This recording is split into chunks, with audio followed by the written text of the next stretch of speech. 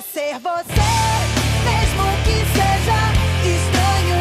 Seja você, mesmo que seja bizarro, bizarro, bizarro. Mesmo que seja estranho. Seja você, mesmo que seja estranho. Seja você.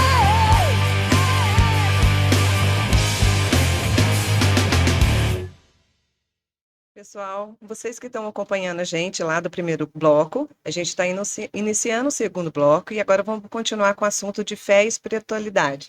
E aí, Nath, o que mais que a gente vai falar sobre isso? Vocês gostaram, gente, do bloco anterior? Foi técnico, né? Agora nós decidimos que nós vamos mostrar que esse tecnicismo ele é aplicado na prática, né, Carol? Sim, no nosso dia a dia. Como, por exemplo? Como, por exemplo, na história do centurião. Quem conhece Bíblia aí sabe. Uma coisa legal da gente falar também é que a fé, você observa ela, porque ela vem de algo assim que nunca se esgota. Sabe aquilo que nunca se acaba? A Bíblia, ela é atemporal. Olha há quantos anos ela foi escrita e ela ainda é aplicável até hoje, né? Então, quando a gente vai para a história de Centurião, a gente entende como viver essa fé na prática. Imagine que ele estava com a filha dele doente e ele foi atrás de Jesus, pedir para que Jesus curasse essa menina. E aí Jesus, no meio daquela multidão toda, naquela confusão toda, ele diz que poderia ir no final do dia, alguma coisa do tipo, e aí o centurião fala para ele, não, você não precisa ir lá não, só dá uma ordem, porque eu já sei que ela vai ser curada. Que fé maior que essa, gente? Isso verdadeiramente é fé. É você ter certeza de que aquilo que você está acreditando vai de fato realmente acontecer. E o legal é que ele fala, né? Eu não sou digno de que entreis na minha morada. Sim. Até porque ele é romano e ele não tem a mesma religião, ele não é judeu, né? Ele fazia parte dos que perseguiam Jesus, né? E isso é muito real, né, Carol? Nos dias de hoje, a gente colocar a fé e deixar que aconteça. Quando você me perguntou o que é fé, eu falei, fé é acreditar e pronto. Né? Qual a dificuldade, como que a gente tem essa dificuldade tão grande de acreditar? Essa série que virou super famosa, The Chosen, né? Sim. Todas as religiões assistem, tudo. Ela vem trazer pra gente um Jesus totalmente humano. Sim. Não aquele punitivo, aquele que vai te levar pro inferno, aquele que, né, traz uma vertente diferente de amor, de compaixão. E a cada episódio que você assiste, não sei se o pessoal de casa assistiu, se vocês assistiram, eu tinha a impressão, e tenho ainda a impressão, de que o mais importante de tudo é a fé. Sim, não há uma importância de quem você é, de onde você vem, se você tem dinheiro, se você não tem dinheiro, se você é da minha religião ou você não é da minha religião. O que importa é você acreditar no meu reino, naquilo que eu estou propondo de vida nova. Né? E se você acredita, para mim, é o que basta. E na vida da gente é mais ou menos isso. Quando a gente vai escolher um relacionamento, por exemplo. A gente não procura uma pessoa que pensa como a gente, que acredita naquilo que a gente acredita, que tem a mesma fé que a gente tem. E aí eu não estou falando de religião. E aí quando a gente não toma esse cuidado, a gente tem problemas, né? Porque a gente encontra muita gente, por exemplo, eu vou procurar na igreja. Tem muito isso, né? Eu vou procurar um relacionamento na igreja. Aí você vai lá na igreja, você procura a pessoa que está lá no palco. Aquela que mais aparece, aquela que... Ou então aquela que está lá todos os dias, mas que não vive um dia de princípio. E aí, depois que você se relaciona, você descobre que a pessoa tá ali, mas é um personagem só. É uma casca, né? Porque o que está dentro, ela não reflete aquilo que Cristo veio para que a gente refletisse. Vou dar um exemplo.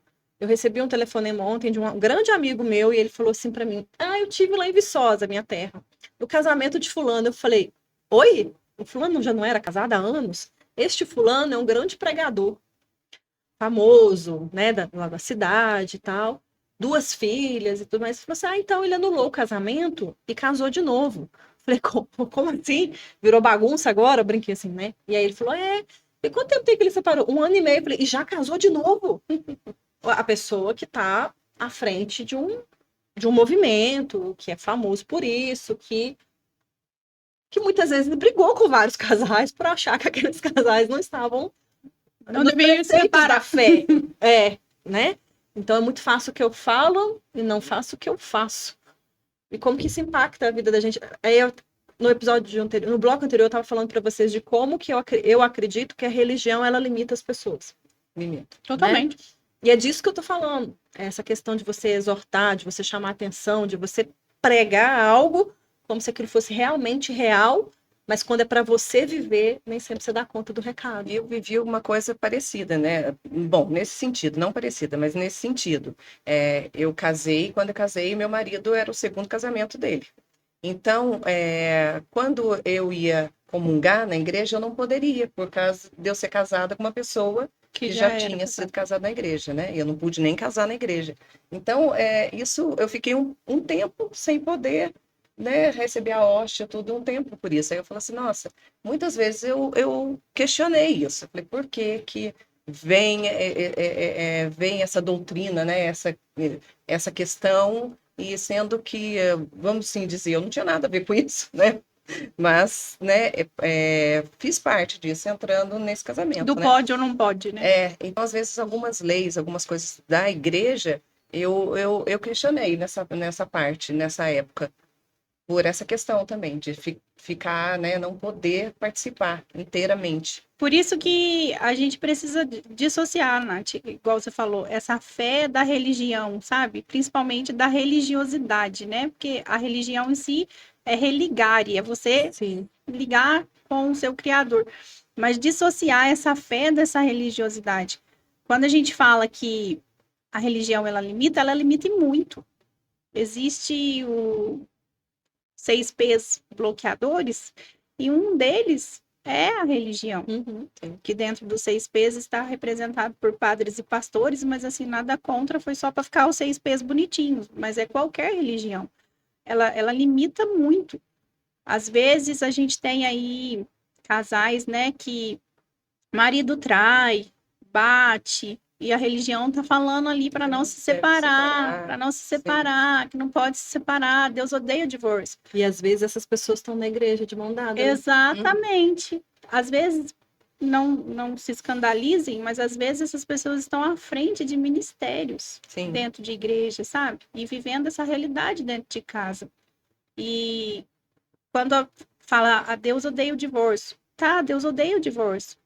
Mas sabe por que ele odeia o divórcio? Porque o divórcio é um momento de disputa, de raiva, de ódio, de briga. E Deus odeia essas coisas. Agora, se o divórcio for preservar a sua vida, eu acredito que ele ama mais a sua vida do que um casamento de fachada.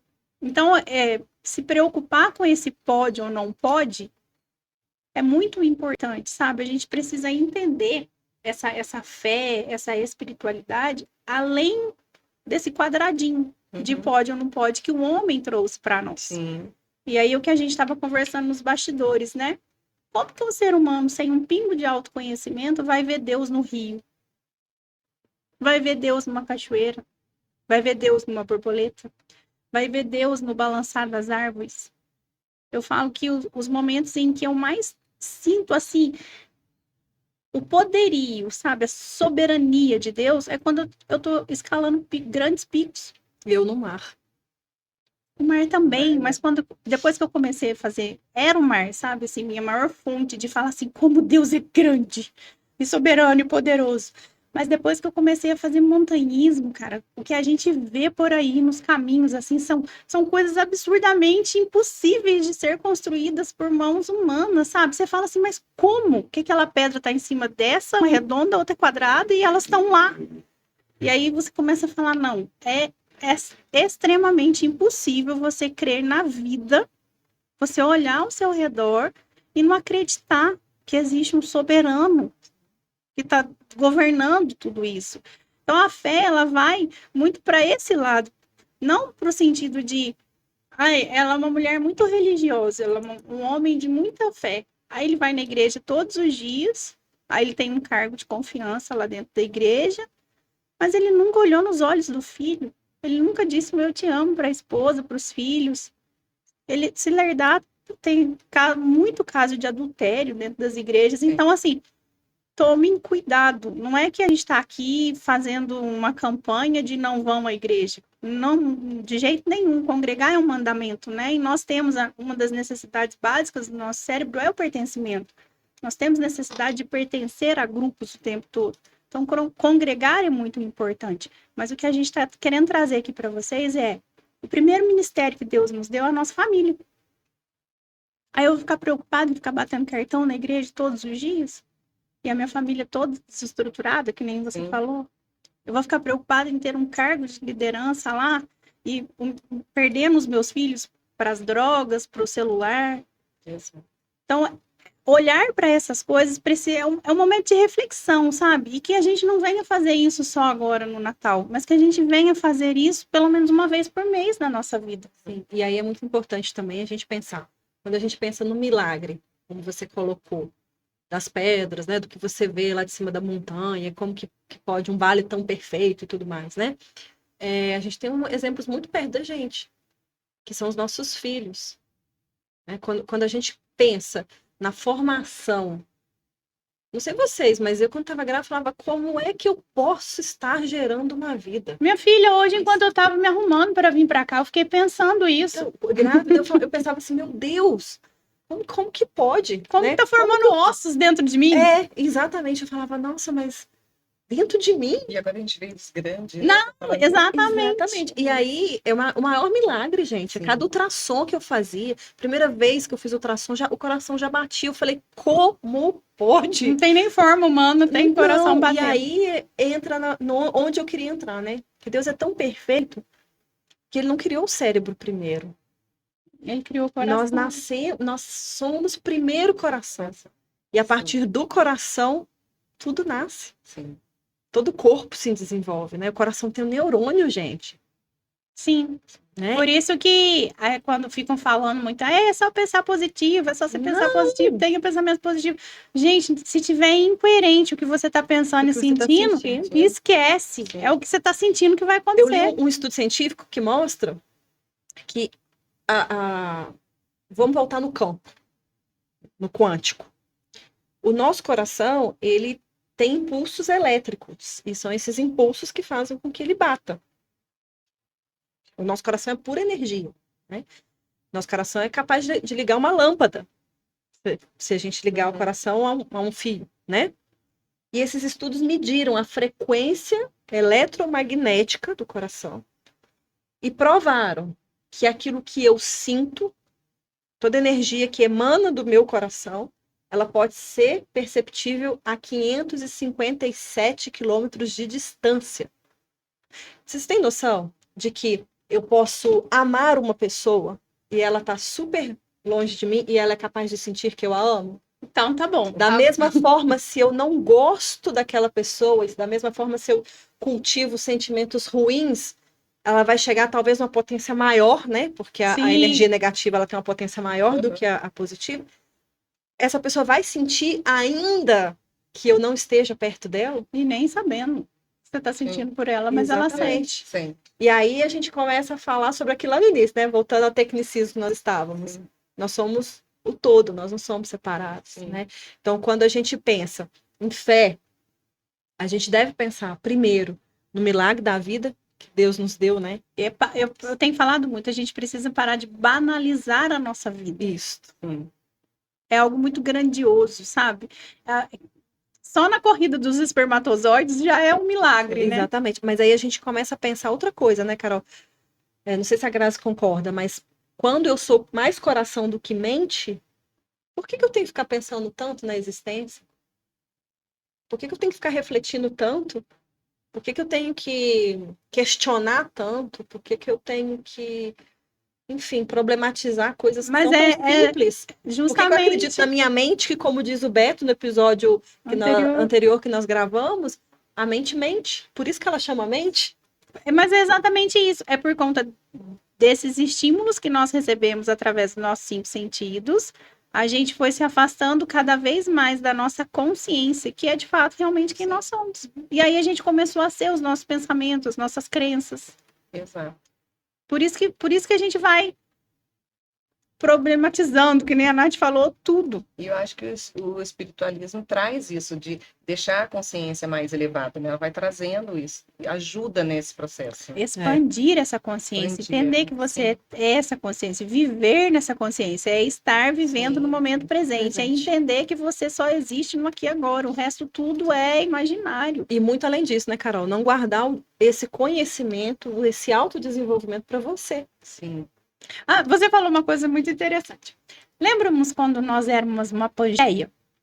E aí, por conta dos movimentos das placas tectônicas, o mundo se dividiu, né? A Terra se dividiu. E aí, algumas espécies ficou do lado de cá. Nós estamos falando agora de animais, tá? Nem é de consciência, nem ser humano. Algumas espécies ficaram do lado de cá e outras, as mesmas espécies do outro lado. Essa questão da frequência, do campo mórfico, desse campo que nós estamos falando, né? Se acontece alguma mutação nas espécies que estão desse lado do continente, as outras do outro lado também mudam. E é aqui que a gente encontra a explicação porque uma constelação familiar é tão poderosa. E as pessoas não conseguem entender por que é algo tão... Né? A gente pode fazer constelação, gente, usando 2 taças aqui. Não é o objeto Porque em si. é energia, né? É Não esse campo, é exatamente a influência que a gente tem dentro desse campo. É a influência que a gente recebe, é a influência que a gente proporciona para o outro. Por isso tem que tomar cuidado com os pensamentos, né? Negativo. Com Buscar ter sentimentos. um pensamento mais positivo, ajudando na fé também, né? E eu acredito que a gente tem que compartilhar tudo isso que é adquirido. Sim, também. E aí agora quando a gente... Multiplica, né? E voltando para o Natal, né? A importância de trazer a família junto, de refletir o espírito do Natal, de refletir o que é o nascimento, de trazer a criança a consciência, né, do que é o Natal. Porque para eles é o Papai Noel que vai trazer o presente. É a cartinha do Papai Noel que é muito importante. Né? Até brinquei com vocês assim, acho que eu ia trazer meu presépio, mas eu não trouxe meu presépio porque ia ficar muita coisa. Porque a gente tem essa coisa lúdica, né, de que é o Papai Noel, mas não é o Papai Noel. Lá em casa a gente nunca brincou de Papai Noel. Não é o Papai Noel. Mas as crianças acreditam no Papai Noel. O Papai Noel traz o presente. Mas por que ele traz o presente? Porque é o nascimento de Jesus. Ele presenteia as crianças simbolizando o presente que os 3 magos levaram para Jesus quando ele nasceu. Quantas famílias não falam sobre isso, sequer mencionam, né? E o que é o Natal? Meu filho ontem foi à catequese, ele chegou em casa e falou, mamãe, nós vamos fazer novena de Natal? Nós já fizemos novena de Natal? Porque nós rezamos o domingo do Advento, acompanhamos os 24 dias, tal. Aí ele falou, nós rezamos? Falei, rezamos, filho. Ele, não, porque eu falei com a tia, eu não rezo 9, eu rezo 24. Para ele, tá fazendo muito. Mas aqui é diferente uma coisa da outra, né? E aí eles estavam refletindo isso, e eles fizeram a cartinha para o Papai Noel. E no pedido do Papai Noel, que o Papai Noel não deixasse nenhuma criança sem presente. Isso para mim foi muito importante ler, sabe, na carta deles. Eu acho que a gente precisa trazer isso para as crianças. Todo esse autoconhecimento, tudo aquilo que eu adquiro, toda a consciência que eu tomo, é preciso encurtar o caminho deles também. Sim. Claro que é um processo, né, Carol? É importante que eles passem pelo processo de consciência e tudo. Manter a ingenuidade deles, né? Mas assim, com verdade, gente. Eu acho que a partir do momento que a gente começa a instalar coisas que são fantasiosas na cabeça deles, sabe? Isso é muito perigoso. Então, eu optei, principalmente os 2 menores, né? Que já tinha mais conhecimento. Lá em casa a gente não brinca de Papai Noel, não brinca de Coelhinho da Páscoa. Eles participam, eles cantam as musiquinhas, tudo. Nunca proibi eles de nada. Lembra da caixinha do pode ou não pode? Toda negação vira uma obsessão. Sim. Então eu levo eles para tirar foto com o Papai Noel, recebe a bala do Papai Noel, mas o presente quem compra é a mamãe, o Natal é o nascimento de Jesus, e é esse ensinamento que eu estou passando para eles. Para eles não... Eu não sei nem se eu posso falar isso aqui ao vivo, gente, mas a minha vontade é de falar assim, ó, você fica instigando seu filho a mentir. Depende da forma como você conduz, Carol. Eu entendo seu posicionamento, mas depende muito da forma como você conduz. Por exemplo, no caso dos meus, eles acreditam em Papai Noel. O ciclo social deles acreditava em Papai Noel. E automaticamente me perguntaram o que era o Papai Noel. Não foi algo instaurado, tipo, olha, o Papai Noel vem, você tem que... Sabe? Não foi algo instaurado. a escola começou a falar, e o Papai Noel? E a criança, quem que é o Papai Noel? Por que que eu preciso pedir dinheiro? E aí o presente do Papai Noel? E aí o que que eu trabalhei nele? O Papai Noel é sua crença. O dia que você não acreditar no Papai Noel, ele simplesmente nunca mais vem. Ponto. Então, para eles, o dia que eles deixarem de acreditar no Papai Noel, eles vão ganhar o presente de Natal da mamãe. E aí, eu particularmente, né, acho que isso foi uma forma melhor de conduzir. Por quê? Porque os amigos de alguns já não acreditam no Papai Noel. E aí vão falar com eles. E eles falam, claro que é sua mãe que te dá o presente. Você não acredita, o dia que você não acreditar, ele não vem. Ele para de vir. Ele para de vir. Então, isso é uma forma com que eles estão entendendo, né? E o que eu acho legal é o fato deles não serem egoístas no pedido. Não, isso é muito Sim, legal. muito Deles legal. de não chegarem e falar, eu quero a coisa, por exemplo. É muito comum. Meu pai não tem condição de me dar isso, eu vou pedir pro Papai Noel. Aí eu peço Sim. algo caríssimo pro Papai Noel. Sim. E aí eu falo, gente, mas o Papai Noel fabrica os presentes, não é ele que... Ele tem que dar presente para todo mundo, vocês não têm dó do Papai Noel? E isso vai trazendo para eles um sentimento até de coletividade, de que eles têm que dividir o Papai Noel com todo mundo. Bacana. Então, só traga presente para mim se você puder levar para todo mundo. Isso eu acho legal. Pensar no outro, né? É. Ensinar eles a Agora, eu pensar. entendo quando você coloca o Papai Noel de outro lado, né? Porque tem muita gente que...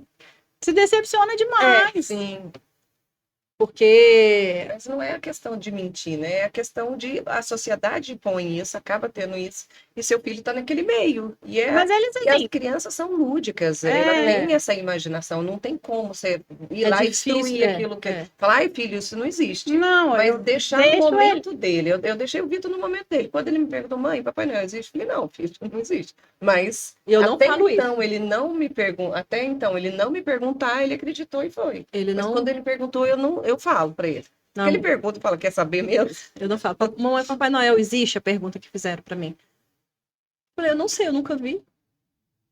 Foi a que eu não sei, eu nunca vi o Papai Noel. Não, mamãe, mas você acha que se eu deixar de acreditar nele, ele não vem? Eu falei, claro, tudo aquilo que a gente não acredita não existe.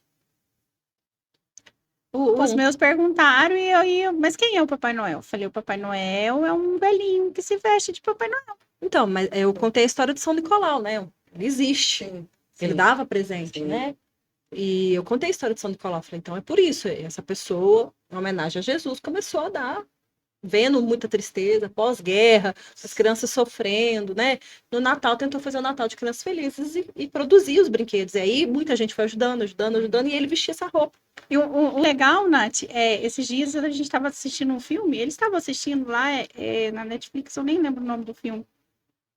Eu não vou lembrar. Eu sei que era muito bacana, porque uma equipe de soldados iam para uma ilha e essa ilha não tinha acesso nenhum. Então eles colocavam em contender assim os presentes, e aí de avião eles jogavam o contender no mar e o pessoal puxava o contender, abria e distribuía. E ali tinha material de escola, brinquedo, enfim. E aí o João assistindo aí no final ele falou assim: "Mamãe, o Natal é muito legal, né?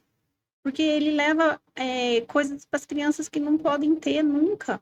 Eu falei, pois é, filho, o Natal é muito legal, só que a gente não pode pensar no outro só no Natal.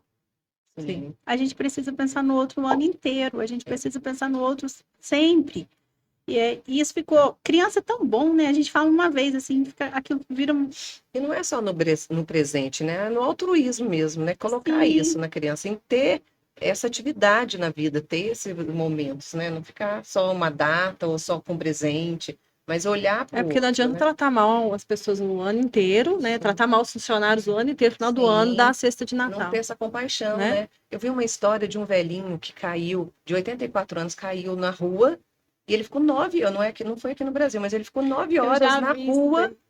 Ninguém foi ajudar ele, ninguém foi ajudar. Depois de 9 horas, uma 9 pessoa foi horas ajudar, caindo no chão, pessoas passando para lá, pessoas passando para cá. e ninguém ajudou o velhinho. Depois de 9 horas, a pessoa foi lá e ele já estava morto. Então, você vê assim, como que tá esse mundo, né? Então, eu acho que faz parte de nós, como mães, educar nossos filhos para ter esse olhar, né?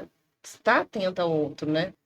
Eu acho que é por aí mesmo. E isso não é só no Natal, isso é um estilo de vida, como eu falei no estilo de começo, isso precisa ser um estilo de vida. A gente precisa sair dessa religiosidade, dessa fé, onde está o tempo todo focado nesse pode ou não pode, e expandir mais isso, sabe? Tomar consciência do tamanho. Por isso que eu trouxe essa questão do campo no primeiro bloco.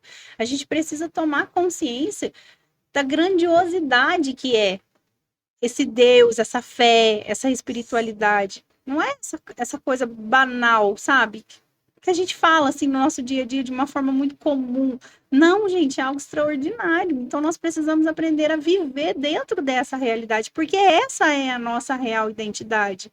E nós estamos muito afastados dessa identidade por conta dessa falta de empatia, dessa falta de gratidão, o excesso, né? Nós falamos bastante disso no bloco com o Beto, os excessos de estímulos sensoriais está fazendo com que a gente fique cada vez mais ligado no lado de fora, no Não aparecer. Tá conectado o tempo todo com notícia, ligado e super informado, enfim.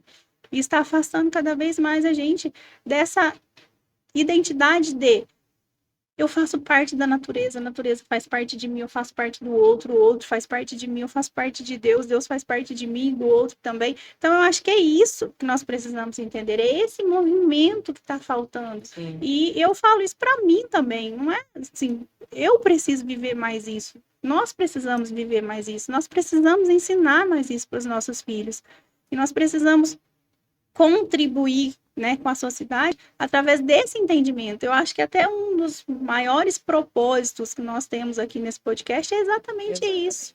É fazer com que as pessoas tomem cada vez mais consciência dessa consciência que nós estamos precisando tomar. De quem nós de fato realmente somos, o que estamos fazendo aqui. Porque, independente de crença, a gente não pode acreditar que a nossa vida é só isso aqui. Sim. Que nós somos só isso aqui, que é só esse pouquinho de tempo que nós vamos ficar aqui.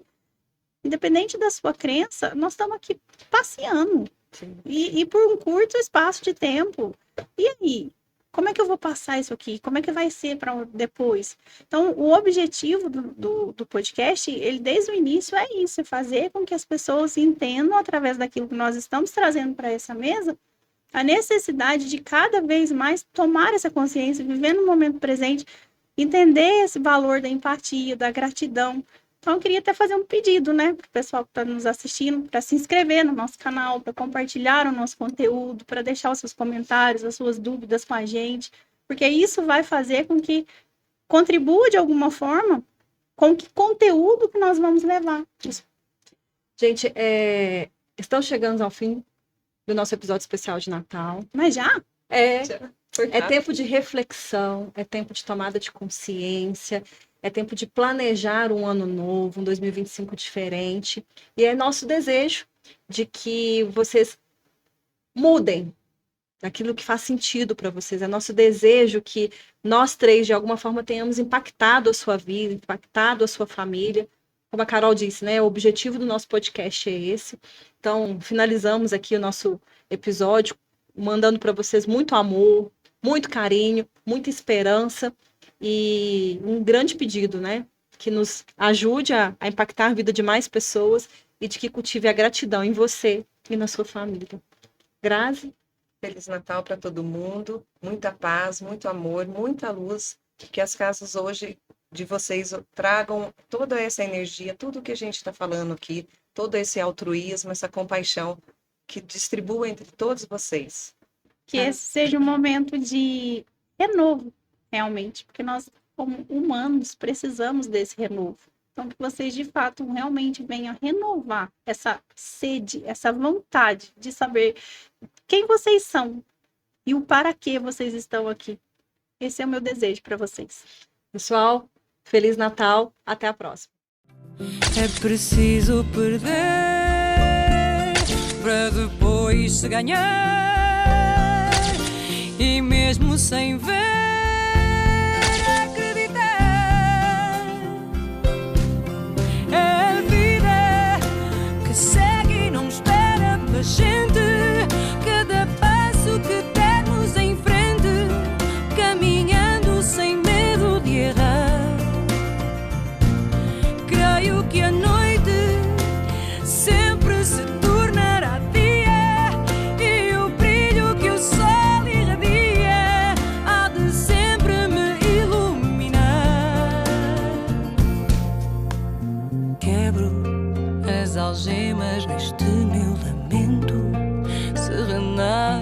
cada momento, meu destino na